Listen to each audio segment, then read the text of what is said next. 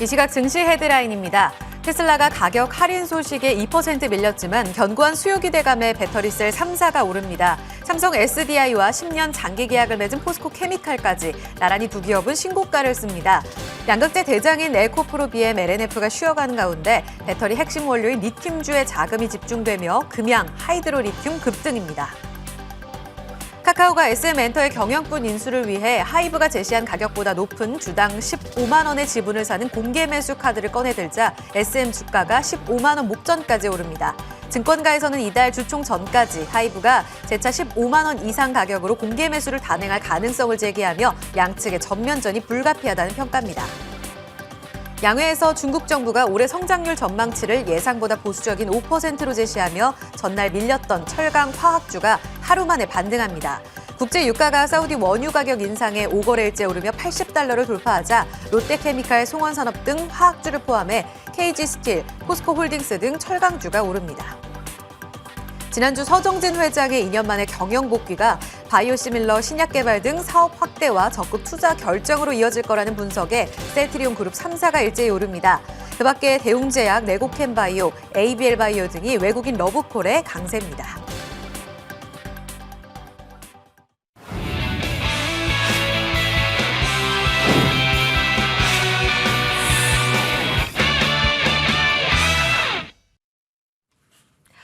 네, 뛰어난 통찰력과 감각을 지닌 시장 프로들은 오늘장 어디에 주목했을까요? 두 분의 시선이 머문 곳에서 전략을 찾아보겠습니다. 오늘 HB투자그룹 손여로 팀장, 리워드홀딩스 김성훈 이사 함께하겠습니다. 어서 오세요. 안녕하십니까. 안녕하십니까. 자, 프로의 시선이 머문 첫 번째 섹터 열어보겠습니다. 오늘 장 어디를 보셨나요? 먼저 첫 번째로는 방산주입니다. 재료는 확실한 것 같은데 주가 자체는 오르는 쪽도 있지만 숨고르는 쪽도 있습니다. 관망과 저가 매수 그 사이에서 전략을 찾아봅니다. 손여로 팀장님이 주목하셨어요. 방산하면 이제 국가 산업의 중요한 위치를 차지하고 있잖아요. 그래서 우주항공으로 또 확장시키는 경우도 많고 확장시켜서 보신 거예요? 우선 좀 오늘 오전장까지는 조금 상승하는 종목들이 많지 않았습니다. 그래서 좀 바텀 관점으로 상승하는 종목 중에서 우리가 좀 공략해 볼 만한 섹터가 무엇이 있을까 하다가 뭐 2차 전지, 뭐 리튬이나 뭐 전고체 이런 부분도 괜찮지만 방위산업 관련 종목들이 사실상 많은 전문가분들이 나와 주셔가지고 말씀해 주셨는데 그 부분까지는 조금 이제 좀 외인과 기관의 매집세가 좀 이어졌는데 오늘에 와서는 조금 움직임을 보이는 것이 아닌가 그렇게 판단되고 있고요. 오늘도 어떤 개인의 매수세가 들어오는 것인가 했더니만 다행히도 좀 기관의 순 매수가 이어지고 있고 어떤 뉴스를 보면 좀 방위 산업에 대한 꾸준한 수주 이슈가 나오고 있기 때문에 아직 구체적으로 어느 나라냐, 무엇을 팔았느냐, 뭐 금액 같은 거 이런 것들은 좀 아직 확정 나오지 않았지만 많은 투자자분들이 관심을 가지고 있고 외인과 기관의 매수세가 들어오고 있고 뭐 한화 에어로스페이스나 인텔리안 테크를 제외한 다른 좀 4대 방산 종목들은 좀 바닥에 있는 부분이기 때문에 좀 안전하게 접근할 수 있는 시기가 아닐까 그렇게 해서 준비하게 됐습니다. 사실 맞아요. 그 우주항공 쪽으로는 그래도 시장의 모멘텀이 좀 있었잖아요. 그러면서 주가가 잘 올라가고 한화 에어로스페이스는 또 신고가입니다. 하지만 전형적인 이 방산주, 뭐 로템이라든지 LIG 넥스원 이쪽으로는 연초에 방산 수주 있을 거다 이런 이야기 있을 때에도 사실 그렇게 주가가 못 갔어요. 게다가 우크라이나 전쟁 이제 벌써 1년이 넘었습니다. 그런 움직임 속에 군비 확충 움직임은 굉장히 장기화될 거라는 이런 분석들도 있었거든요. 못 움직이고 있는데 정말 K방산이 모멘텀을 받을 수 있는 시기가 맞습니까? 우선 재무적인 부분을 봤을 때는 좀 제가 아까 말씀드린 4대 방산 같은 경우 좀 대동소이하다는 말씀을 좀 드리고 싶고요. 어떤 한화 에어로스페이스가 좀 독보적인 모습을 보여주는 거는 그래도 방산에 대해서는 뭐 한화 시스템이나 뭐 한화 에어로스페이스가 방산 부분을 조금 모으겠다 이런 부분에 좀 투자자들 긍정적으로 보고 있는 것 같아요. 근데 뭐 현대 로템이나 뭐 LIG 넥스원 사실 뭐 종목별로 다 비교를 해드리자고 하면 저는 그나마 좀 LIG 넥스원을 좀 가장 좋게 보고 있는데 현대 로템이 또 뉴스가 자주 나오고 어떤 투심이 고조됐을 때 좀 변동성이 가장 크기 때문에 사실 모든 종목을 다 매수하는 게 좋겠지만 종목별로 뭐 안정성이나 저평가 매력도나 주가 탄력도가 다르기 때문에 투자 성향에 맞게 좀 투자해 보시는 게 좋을 것 같고요.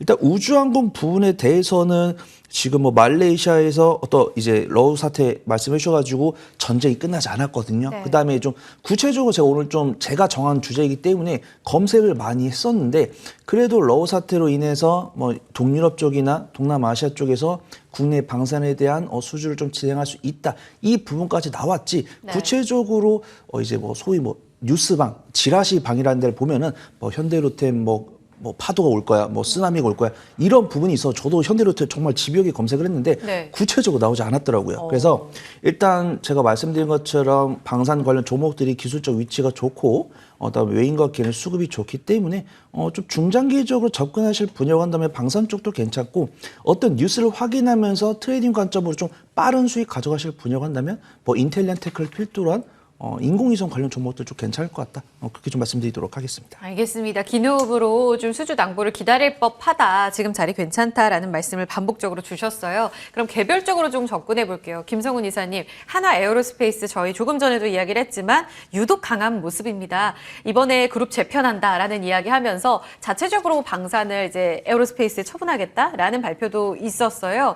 신고가 행진은 여기에서 답을 찾는 게 맞는지. 그럼 계속 갑니까? 네, 일단은 뭐 지금 상황에서 하나 에어로스페이스를 꺾을 이유는 없는 것 같습니다. 왜냐하면은 다들 많이 궁금해하시는 것 중에 하나가 왜 다른 뭐 LIG 넥스원이나 현대로템이나 한국항공우주나 네. 이런 종목들은 다 똑같이 좋은 실적을 보여주고 있거든요.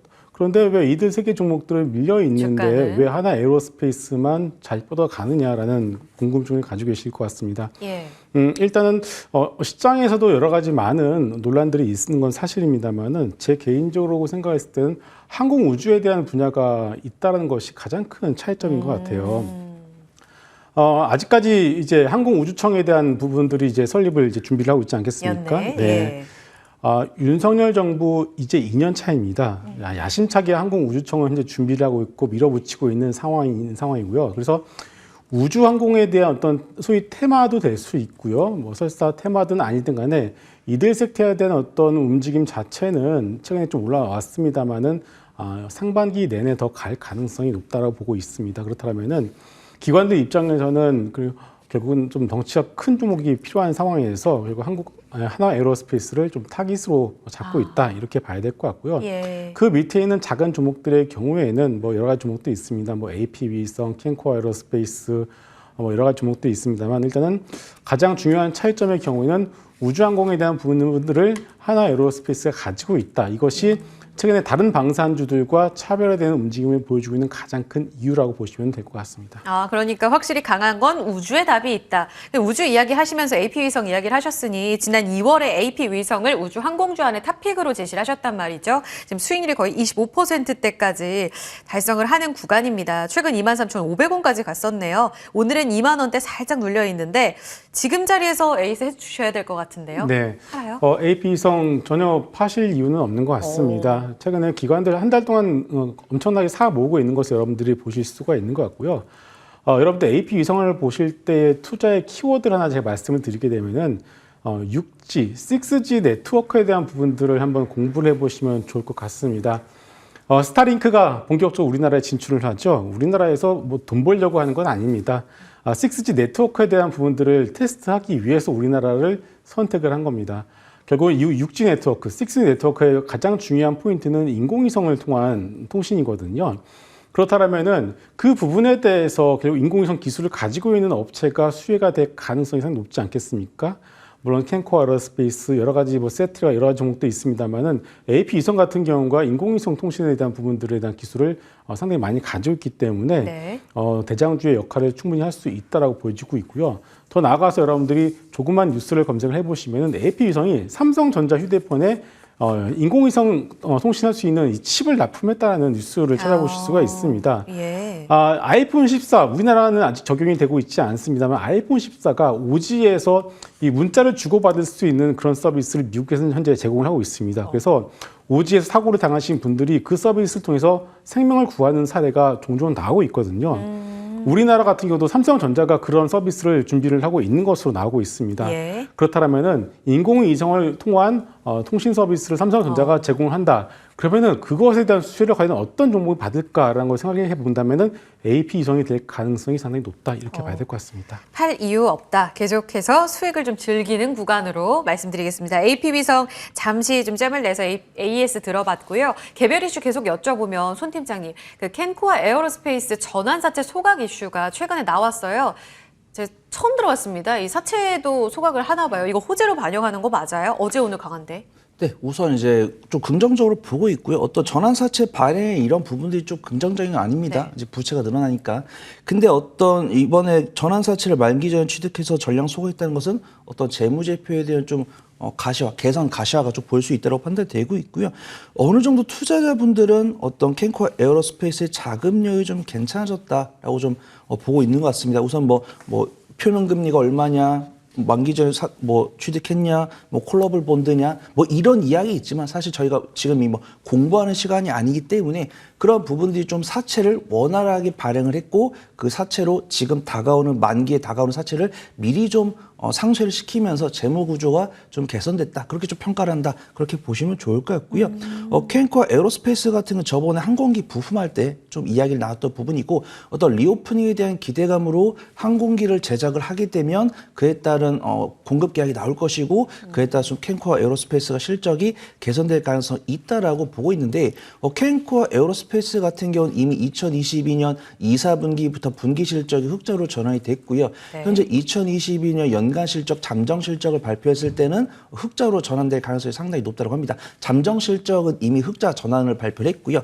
그다음에 좀 리포트를 본다고 하면은 항공기 동체 분야 턴키, 그러니까 항공기의 작은 부품부터 큰 부품까지도 한 번에 납품할 수 있는 기술력을 갖고 있다는 평가가 있으니까 조금 긍정적으로 보면 좋을 것 같고요. 최근 수급동에 보더라도 외인과 기관의 쌍끌이 순매수가 들어오기 때문에 네. 크게 부담되지 않을 종목일 것 같다. 그리고 연간 실적 흑자가 나오기 때문에 주가 수익 비율이 산출이 되거든요. 주가 수익 비율을 봤을 때는 업종퍼와 유사하기 때문에 크게 부담되지 않을 것 같다. 그렇게 좀 말씀드리도록 하겠습니다. 알겠습니다. 말씀 들어보니까 우주항공도 좋고 방산도 괜찮다 이렇게 들리거든요. 이 안에서 토픽을 걸어주시면은 우주항공에 있습니까? 방산에 있습니까? 하나만 좀 우선 터키한다면? 오늘 저는 제가 인공위성은 좀 단기적인 모멘텀이 될 수 있고 핵심은 방산을 잡았거든요. 그래서 방산, 네. 일단 타픽을 말씀드릴까 아니면 우주항공주에 대한 좀 말씀을 좀 드릴까요? 타픽을. 네. 우선 제가 시청자분들께 소개를 해드릴 종목은 S&T 중공업이라는 종목이고요. 예. 우선 종목 계열을 보면은 차량에 들어가는 부품이나 그다음에 어떤 소구경 화기를 만드는 자동차 운수 장비 겸 방산주다라고 좀 말씀을 드리고요. 우선 S&T 모티브와 더불어서 중동의 방산 시장을 공략하겠다는 그런 부분에 대한 기대감을 줄 수 있다는 뉴스가 나오고 있습니다. 근데 최근에 이제 아까 제가 서두에서 말씀드린 것처럼 유럽이나 동남아시아에서 우리나라의 그런 방위사 물품을 좀 좋아하는 게 가성비가 있습니다. 성능이 우수하면서도 유럽제나 비해서 가격이 2분의 1에서 3분의 1가량이기 때문에 상당히 좀 가성비를 자랑한다. 그런 평가를 받고 있고요. S&T 중공업 같은 경우는 올해 1월에 이제 튀르키예와 계약한 이력이기 때문에 추가 수주가 나올 가능성이 있다라고 좀 보고 있습니다. 이제 연간 실적 기준으로 안정적 흑자를 기록을 하고 있고요. PBR 기준으로 좀 저평가 매력도 갖고 있고 주가 수익 비율 기준으로도 저평가 영역이 있기 때문에 좀 중장기적으로 접근할 수 있는 종목이다라고 말씀드리고요. 일봉 차트를 보더라도 고점 대비 박스권에서 이제 쌍바닥 따지고 올라오고 있고 21선 위에서 안착했고요. 수급 동향을 보더라도 최근에 외인과 기관의 매수세, 순매수세가 꾸준히 유지되고 있는 부분입니다. 아직 거래량 동반하면서 슈팅이 나오지 않았기 때문에 트레이딩 스킬이 없으신 주린이 분들도 안전하게 좀 안착하실 수 있지 않을까 그렇게 말씀드리고요. 매수가는 제가 9,800원 말씀드리고 손절가는 9,200원, 1차 목표가는 1,500원 잡고 단기 수익 관점으로 지켜보시면 좋을 것 같습니다. 현재 9,820원 등락 보여주고 있습니다. 오늘 한화 에어로스페이스를 제외하고는 방산주가 좀 약해요. 하지만 그 안에서 S&T 중공업, 우리에겐 자동차로도 많이 친숙한 종목이기도 한데 이제 방산주로의 재평가를 기다리면서 1,500원까지의 리레이팅 좀 기대해 보겠습니다. 탑픽까지 들어봤습니다. 자, 두 번째로 가겠습니다. 오늘장 프로의 시선이 머문 곳 어딜까요? 두 번째 섹터 공개합니다. 네, 스물스물 봄이 좀 올 것 같죠. 바로 바이오주입니다. 찬바람 불었던 이 바이오주 올해 반등 조건 어디에 있을지 핵심을 좀 찾아보겠습니다. 제목에서 나온 것처럼 이제 회장님, 우리 회장님 서정진 회장의 복귀 소식이 이렇게 또 전체적으로 섹터에 영향을 주나라는 생각이 듭니다. 김성훈 이사님 바이오주 보신 이유 이제 네. 목에 드는 거죠? 그동안 좀 많이 눌린 것이 사실이었고요. 네. 올 초부터 정말 이 바이오 섹터에 대해서 많은 분들이 바닥을 잡아보려는 시도를 했습니다. 왜냐하면은 올 초에 잠깐 반짝했었어요. 그 당시에 반짝했었던 이유 중에 하나가 결국 바이오는 금리를 따라갈 수밖에 없습니다. 금리에 대한 부분들이 상당히 상단, 터미널 레이트라고 하죠. 네. 연준에서 금리 상단이 어느 정도 좀 막혀 있다라는, 다 왔다라는 어떤 그런 뉘앙스가 좀 만들어졌을 때 바이오가 한번 튀었다가 최근 들어서 다시금 금리 터미널 레이트가 다시 한번 조금씩 높아지는 모습이 나오니까 다시금 바이오가 와장창 무너지는 그런 모습들이 나왔습니다. 예.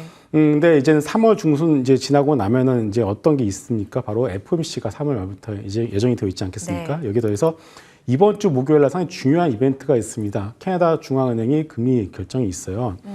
캐나다 중앙은행 같은 경우는 거의 대부분 이 연준의 금리 결정을 따라가는 그런 경향을 보여주고 있기 때문에 예. 만약 이번 주에 캐나다 중앙은행이 금리를 동결하게 된다면은 상당히 좀 중요한 의미가 될 것 같습니다. 결국 이제 2차 전지 섹터의 어떤 클라이막스에 대한 부분들 그런데 바이오 섹터가 코스닥에 차지한 시가총액 비중이 7년 내에 최저까지 내려왔습니다.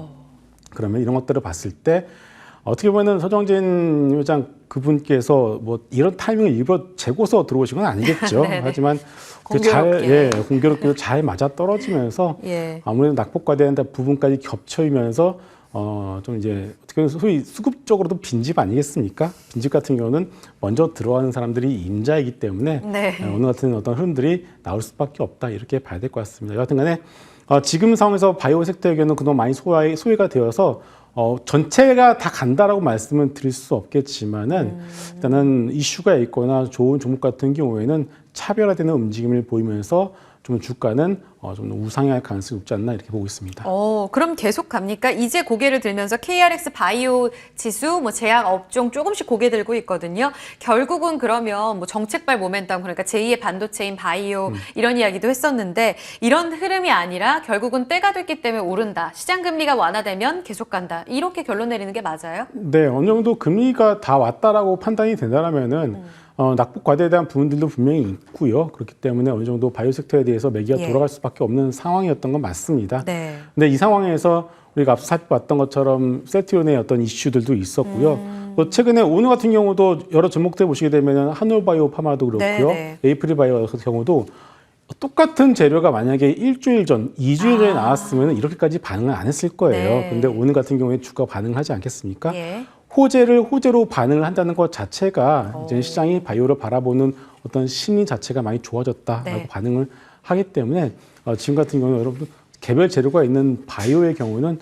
꾸준하게 보셔도 좋을 것 같습니다. 그렇군요. 오늘 한올 바이오파마 잘 갑니다. 어제 뉴스 나왔고 추가적으로 강세 움직임인데 지금의 이 상승폭이 사실 시장의 답이다 이런 말씀을 주신 것 같아요. 그러면 대장주도 여쭤봅니다. 손유로 팀장님, 삼성 바이오로직스, 셀트리온은 개별 이슈도 있지만 이번에 바이오시밀러나 CMO 쪽으로 휴미라 시장 본격적으로 열린다라는 이야기도 하잖아요. 바이오시밀러 특허 만료되면 이쪽으로 이제 따올 것들이 많다라고 흔히들 뉴스에서 이야기를 하는데 진짜 소문난 잔치에 먹을 거 많이 있을까? 사실 주가 전혀 반응 못한 수준 아닙니까?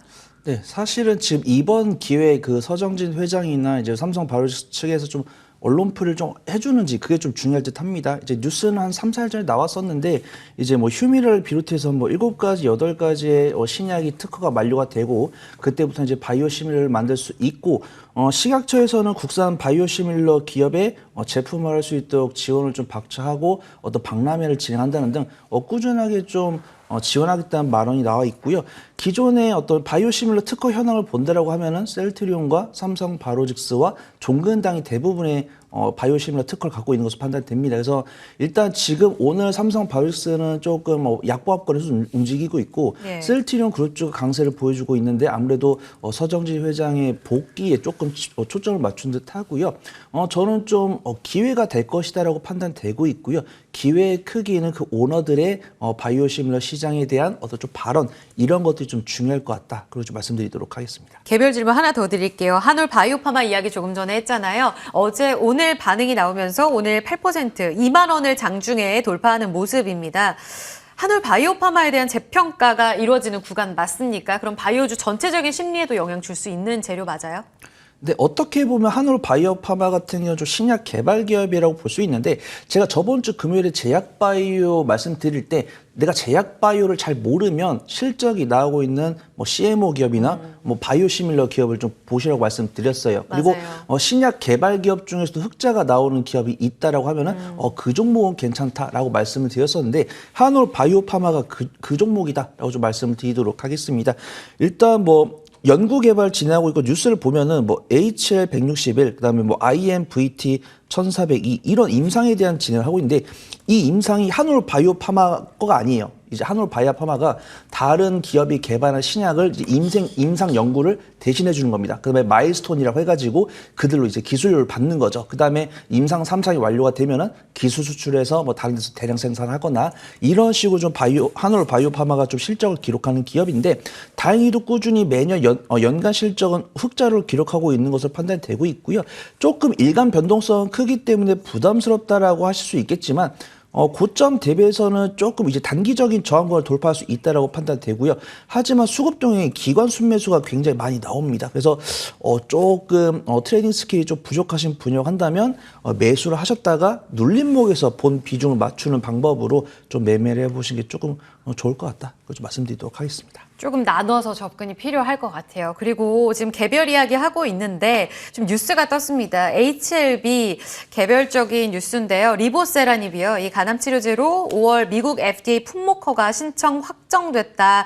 이 스케줄 확정이라는 뉴스가 좀 전해졌습니다. 이렇게 되면서 글로벌 임상 3상을 마친 간암 1차 치료제 대상으로 본격적으로 이제 신약 허가 절차에 들어갈 거다. 이런 인터뷰가 좀 전해지고 있는데요. 지금 뉴스 나오면서 분봉 튀어오릅니다. 8% 급등 나오면서 34,350원까지 튀어오르는 모습입니다. 사실 HLB 같은 경우에는 선박사업 떼어내고 바이오에 집중하겠다 했지만 그때가 아주 단기적인 고점이었잖아요. 계속 음봉 맞더니 지금 이 재료로 다시 올라갑니다. 10%까지 급등 나오고 있거든요. 이만큼 환호할 재료인지 이제 다시 올라가는 거 맞습니까, 이사님? 네. 갑작스러운 재료라도 뭐 여쭤봅니다. HLB를 네. 보면은 정말 참 뭐 많은 분들이 하시는 말씀들이 많은 것 같습니다. 얼마 전에 HLB 선박 부분들을 네. 이제 떼어내게 되면은 결국 어떻게 되면은 공매도를 친 수급의 경우에는 공매도를 다시 반환할 수밖에 네. 없거든요. 그렇기 때문에 상한가를 억지로 만들어낼 수밖에 없었던 상황이고, 어. 최근에 또 이제 바이오 섹터에 대한 어떤 좋은 흐름들이 오늘부터 나오는 상황에서 어떻게 보면 그거 보고서 어떻게 딱 뉴스를 냈는지, 그러니까요. 아주 타이밍이 타이밍이 참 공교롭습니다, 좋습니다. 정말. 네. 어쨌든 간에 지금 이제 중요한 건 이거죠. 이런 뉴스가, 호재의 뉴스가 주가가 좀 좋게 반응한다는 것이 중요한 것 같습니다. 네. 그렇다면 뭐 HLB뿐만이 아니라 좋은 종목들이 많지 않겠습니까? 예. 그러면 전반적으로 바이오 섹터의 어떤 훈풍이 계속 확산이 될 가능성이 높다, 이렇게 봐야 될 것 같습니다. 네, 개별적으로 더 갑니다. 사세요가 아니라 섹터 전반에 걸친 좋은 뉴스다라고 해석해 주셨습니다. 그러면 사실 sek터를 사기보다는 개별 이슈 있는 쪽으로 전략을 가는 게 좋다고 말씀하셨잖아요. 네. 탑픽 어떤 재료 있는 쪽 보십니까? 네. 바이오 섹터, 대부분의 종목들 99%가 어떻게 보면은 50주 신저가를 기록을 하고 있었던 상황에서 거의 뭐 나홀로 52주 신고가를 기록한 종목이 있습니다. 바로 삼천당 제약이죠. 예. 오늘 같은 경우는 다른 바이오 섹터들이 조금 올라가는 상황에서 살짝 좀 쉬어가는 흐름들이 나오고 있습니다. 결국은 삼천당 제약이 왜 그동안 남들이 다 50주 신저가를 찍을 때 나홀로 50주 신고가를 찍고 있었는지에 대한 이유를 다시 한번 우리가 상기할 필요가 있겠습니다. 예. 아일리아 바이오 시밀러에 대한 임상 3상을 현재 진행하고 있고요. CSR 보고서, 임상 결과 보고서를 현재 기다리고 있는 상황입니다. 네. 상당히 좀 좋은 것으로 우리가 좀 기대를 해볼 수 있을 것 같고요. 만약에 이 임상 결과 보고서가 동등성 평가를 받게 된다면 그것을 바탕으로 해서 유럽, 미국, 캐나다까지 해서 이제 본격적인 수출 계약을 체결을 하게 됩니다. 이렇게는 우리가 기대를 해볼 수 있는 것이 제2의 어떻게 보면 셀트리온 이후에 이렇다 바이오 시밀러 업체들이 없었거든요. 네. 그러면 제2의 셀트리온이 될 가능성이 상당히 높기 때문에 그런 네. 기대감을 가지고 보고 있습니다. 얼마까지 보세요? 일단 만약에 진짜 동등성 평가를 받게 된다라면은 주가는 지금 일단 10만 원까지는 다이렉트로 갈 가능성이 높고요. 그 이후부터는 수출 계약의 어떤 규모를 보고서 다시 한번 밸류에이션 계산을 해야 될 것 같습니다. 알겠습니다. 10만 원까지 와 제2의 셀트리온이 될 수 있는 3천당 제약의 재평가까지 기대해 보겠습니다. 어제 고점 이후 살짝 밀려 있는데요. 움직임 지켜보시기 바랍니다. 탑픽 3천당 제약까지 함께 들어봤습니다. 프로의 시선 여기서 마무리할게요. 손유로 팀장 김성훈 이사와 함께한 시간이었습니다. 두 분 고맙습니다. 감사합니다.